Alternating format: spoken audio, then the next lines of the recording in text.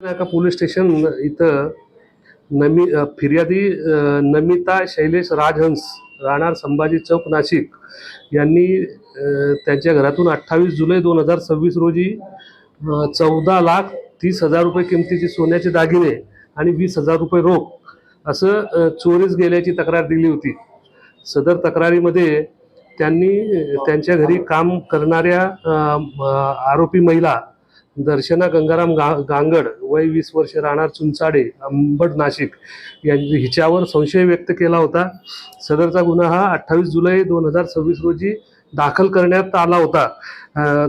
सदर गुन्ह्याच्या तपासाच्या अनुषंगाने आपले गुन्हे शोध पथकाचे पोलीस उपनिरीक्षक श्री रोहिदास सोनार यांनी त्यांच्या गुन्हे शोध पथकाच्या मदतीने तात्काळ तांत्रिक पद्धतीने आणि गोपनीय पद्धतीने तपास करून जी संशयित महिला आहे दर्शना गंगाराम गांगड हिचा शोध घेतला. तिला ताब्यात घेऊन तिच्याकडे तपास केला असता गुन्ह्यातील चोरीस गेलेलं सोने पूर्णपणे रिकवर करण्यात आलेलं आहे.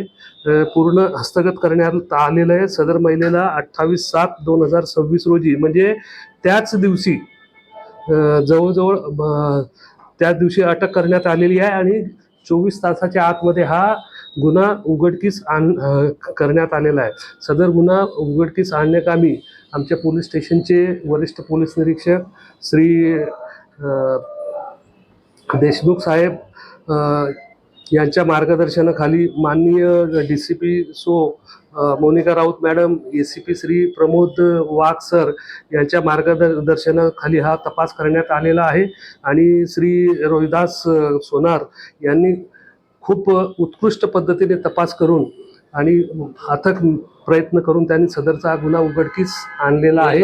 जे सोनं हस्तगत केलंय ते कोणत्या सोनाराकडून केलं आणि ते सोनाराचं नाव काय? नाही, आरोपीकडूनच हे सोनं आपण हस्तगत केलेलं आहे. आरोपीच्या ताब्यात होतं. आरोपीने काय तिच्या मित्रांना वगैरे दिलेले होते. त्यांच्या घरून हस्तगत केलेलं आहे आपण. रोख रकमेचा तपास चालू आहे. रोख रकमेच्या संदर्भात काही तपास करून आम्ही ते सुद्धा आम्ही जप्त करण्याचा प्रयत्न करत आहोत. मुद्देमालाची किंमत किती? मुद्देमालाची किंमत आहे 14,30,000 रुपये.